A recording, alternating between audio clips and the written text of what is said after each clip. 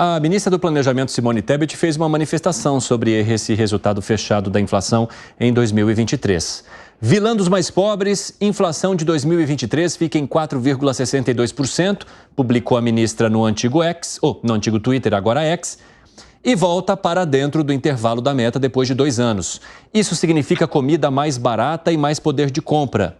Sigamos fazendo o nosso dever de casa para repetir em 2024 os bons resultados da economia obtidos no ano passado, com foco no emprego, na renda e na qualidade de vida do povo. Que foi, Alan Gani?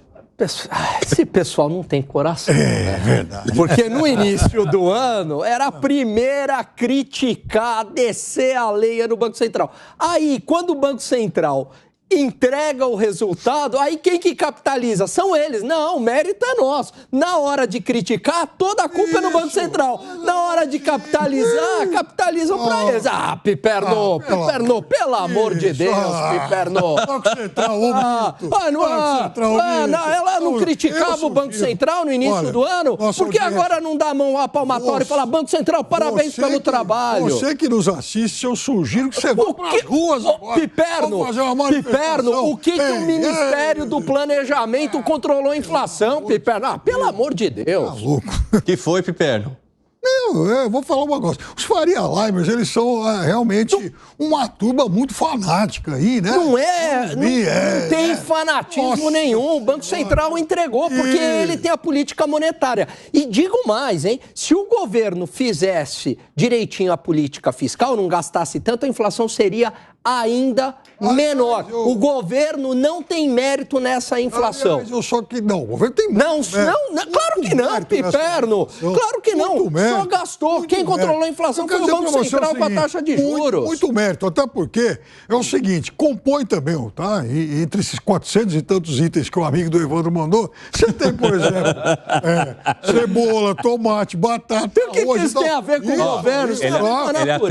Ele até mandou mais para mim. Ele falou, preço do colchão caiu quase 10%. Isso. Tapete, 1,18%. Aparelhos eletrônicos, 2,64%. Televisor, 10,43%. Portanto, os juros ajudaram. Exatamente, perfeito. O seu amigo, manda um abraço para ele pelo seguinte.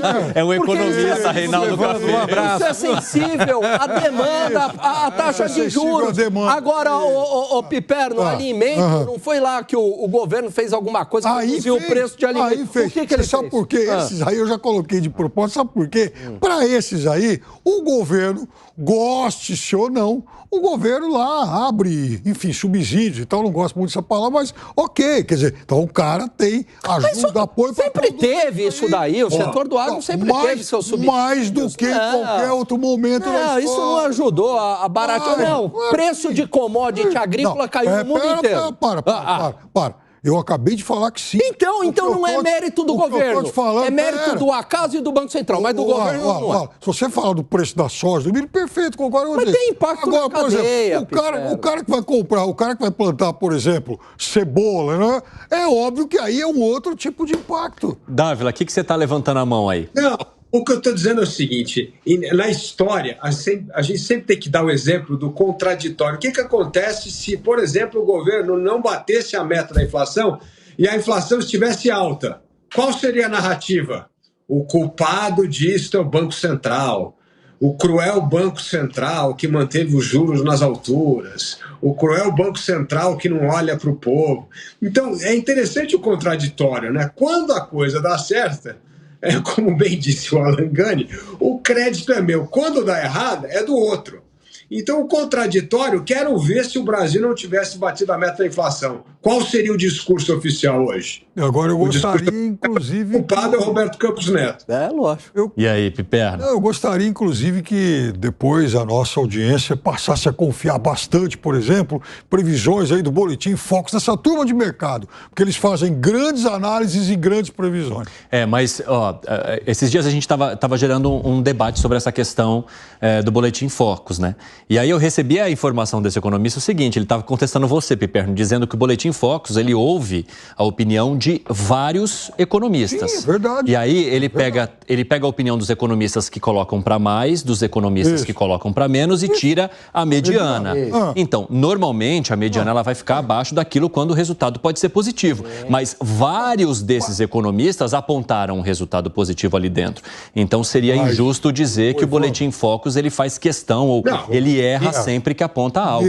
Gente, mediana é mediana. Se você fala que vai dar 4, eu falo que vai dar 10, a média é de 7. Uai. Mas eu falo pro Piperno, Evandro, que é muito fácil você analisar depois que os números estão postos. Senhor, agora, colocar de antemão senhor, com todas as variáveis, guerra que acontece, inflação aqui, não é verdade isso. Olha, o Piperno eu já falei para ele. Previsão do Copom, previsão do Copom, previsão do tempo e pesquisas eleitorais tem que ser valorizadas, mas o Piperno é contra. Não, mas aí que tá o negócio. Há variáveis que, por exemplo, especialistas têm que levar em conta. Então, isso eles não levam. Então, eu vou dar 2 aqui. Por exemplo, o pessoal da FenaBrave está projetando uma expansão de 12% nas vendas para esse ano. Né?